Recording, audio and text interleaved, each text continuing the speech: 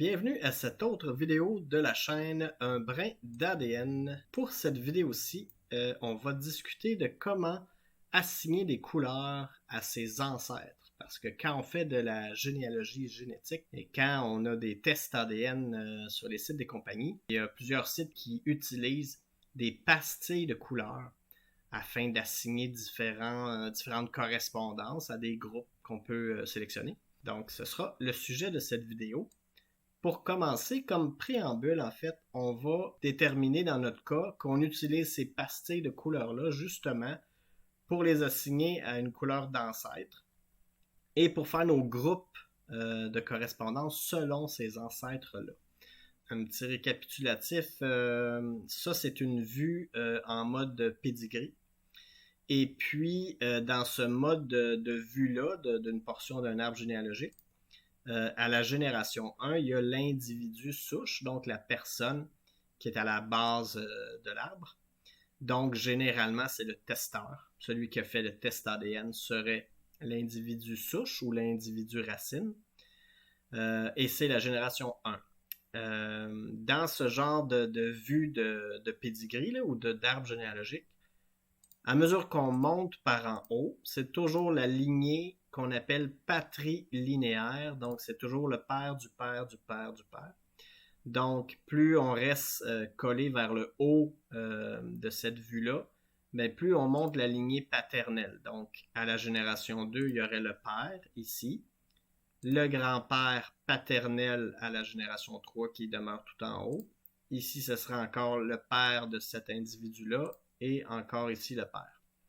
Et à l'inverse, plus on est dans le bas de cette vue-là, ben plus on touche aux générations qui concernent les femmes, donc les mères, grand-mères, etc.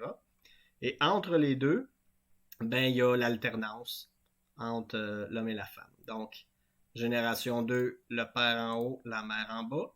À la génération 3, le grand-père paternel, donc du père, et donc grand-père paternel de l'individu. La grand-mère paternelle, donc la mère du père de l'individu serait là.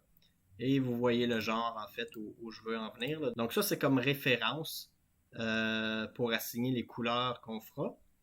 Et deuxième référence de base pour cette vidéo, on va parler principalement des couleurs qui sont fournies par le site web de Ancestry.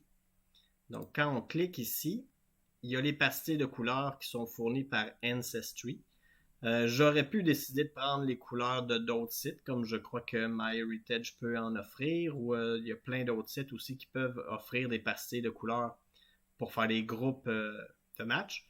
Mais personnellement, j'ai choisi, moi, dans mes classements, d'utiliser ces couleurs-là.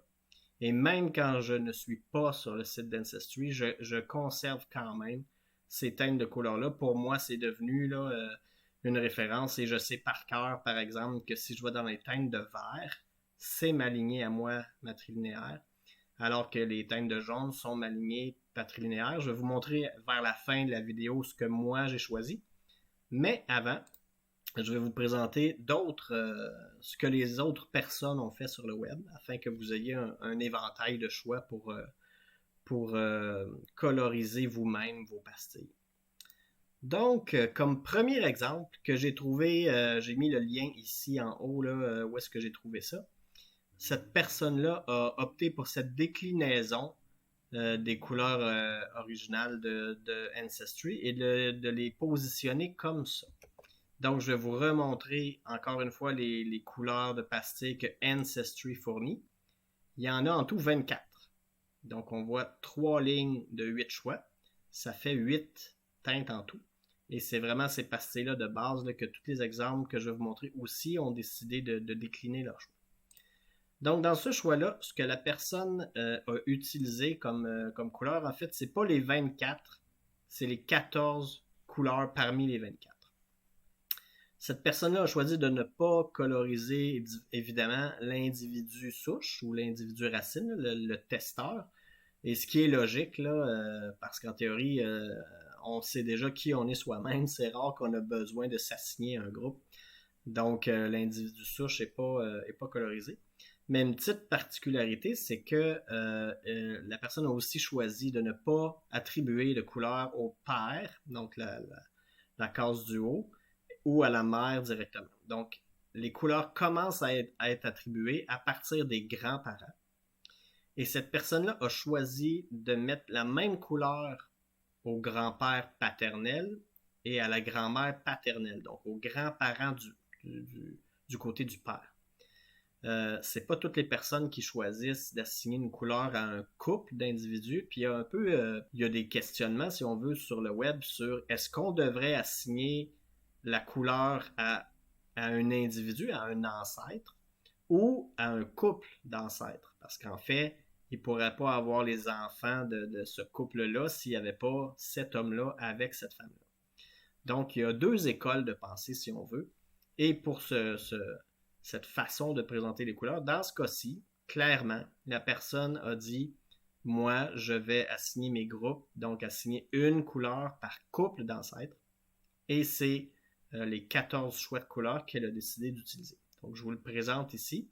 Et c'est pour ça que je mentionne que les couleurs choisies sont uniques, mais pour les couples de génération, à partir de la génération 3 jusqu'à 5. Donc, la première génération, c'est soi-même. Deuxième, les parents. Donc, de 3 à 5, ben, l'utilisation qui a été faite, c'est de mettre une couleur par couple. Un deuxième exemple, c'est tiré de ce site-là ici. Et la personne a aussi décidé d'utiliser 14 couleurs, mais on voit que les parents, eux, ont reçu une couleur. L'individu souche n'est pas présenté ici, mais il n'y a pas de couleur lui non plus, mais les parents en ont dans ce cas-ci. Et on voit donc en fait que toute la déclinaison de couleurs, c'est pas pour les couples, mais bien les individus, cette fois-ci, qui ont des couleurs, de la génération 2 à 4, parce que la génération 5, en fait, c'est juste les mêmes couleurs qui sont assignées. Quand on met son arbre généalogique sur DNA Painter, il y a des choix de palette de couleurs et c'est pratiquement celle-ci qui est utilisée aussi. Donc, les couleurs reprises d'Ancestry aussi. Alors, c'est comme un deuxième exemple pour vous. Donc, encore une fois, 14 couleurs, mais attribuées d'une autre façon. Ce n'est pas exactement les mêmes couleurs qui ont été choisies sur les 24, mais c'est disposé cette fois-ci par individu. Et c'est de la génération 2 à 4. Le troisième choix que j'ai vu, c'est cette fois-ci, c'est 16 couleurs au lieu de 14 qui ont été utilisées. Et cette fois-ci, il y a comme une alternance, en fait, parce qu'on voit que, encore une fois, l'individu souche, donc le testeur n'a pas de couleur, c'est correct. Les parents immédiats, père en haut, mère en bas, ceux-ci ont une couleur par individu. Mais ensuite, ce sont les couples. La personne a décidé d'assigner une couleur au couple de génération 3 à 5. Donc ça, c'est un troisième choix.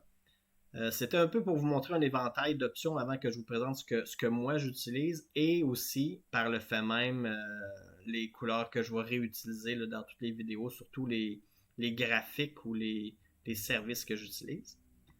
Alors, c'est celle-ci. Pour ma part, j'ai triché un peu. Les premières, en fait, la deuxième et troisième génération, c'est des couleurs qui ne sont pas fournies par Ancestry. Mais on peut en faire fi pour l'instant parce que même si Ancestry ne les offre pas, sur le site d'Ancestry, j'utilise quand même à partir seulement de la génération 4 et 5, donc les arrière-grands-parents. Donc moi, j'ai pas de couleur en fait pour mes parents et mes grands-parents. J'aime mieux me concentrer, c'est là ce que je trouve personnellement la force de cette déclinaison-là, c'est que ça permet de se concentrer sur une génération, d'avoir des couleurs uniques par individu sur une génération plus haute qui est la 5e. Parce que si vous retournez voir là, les autres choix, il n'y a pas de couleur unique par individu à la génération 5. Moi, je tenais à ça personnellement. C'est comme ça que j'ai choisi de les décliner. Et ça utilise les 24 couleurs d'Ancestry dans les deux dernières colonnes. Donc, génération 4 et 5. J'ai triché sur les 2 et 3 pour certains sites qui permettent de mettre nos propres couleurs. À ce moment-là, quand les autres services, les autres outils permettent de mettre les couleurs, ben j'utilise celles que j'ai mis dans les deux premières colonnes, mais sinon, sur Ancestry, j'utilise leurs 24 couleurs pour regrouper de génération 4 à 5 comme ça. Et comment j'ai fait pour inventer en fait ces couleurs-là là, des trois premières générations. Ben, je suis simplement allé dans Photoshop, j'ai pris une moyenne, si on veut, des couleurs, jusqu'à temps qu'on retourne au père à la mère. Donc, la couleur du père est en fait la moyenne des 4 couleurs des arrière-grands-parents paternels. La même chose pour le vert de la mère. C'est une moyenne des 4 couleurs des arrière-grands-parents maternels. Donc, c'est ce que je vais utiliser moi de mon côté. Et pourquoi, pour ma part, j'ai choisi d'identifier les individus plutôt que les couples? Ça va être une décision qui appartient à chacun, puis il n'y a pas vraiment de bonne réponse. Mais pour ma part, je sais que dans ma généalogie, dans mon arbre généalogique, j'ai parfois des gens qui se sont remariés parce qu'une conjointe ou un conjoint était décédé. Donc, un des deux dans le couple s'est remarié, a eu d'autres enfants, et il y a des descendants actuels, donc des matchs, des correspondances, d'autres testeurs, qui, eux, ont des segments d'ADN, donc pas du couple d'ancêtres au complet, mais juste d'un des deux, parce qu'ils se sont remariés. Fait qu'à ce moment-là, pour moi, c'est une préférence personnelle. J'ai préféré juger que l'ADN pouvait parfois venir d'un seul des individus du couple, qui, moi, m'a donné l'ADN, mais pour que je puisse matcher avec une personne dont l'ancêtre commun s'est remarié, ben il n'y aura pas tous les segments que j'ai, ou en tout cas, il y aura 2 fois moins de chances d'avoir les segments du couple d'ancêtre que moi j'ai eu. Alors, je préférais les assigner comme ça par individu. Ça fait un peu le tour de ce que je voulais vous dire sur cette vidéo de comment attribuer ces couleurs.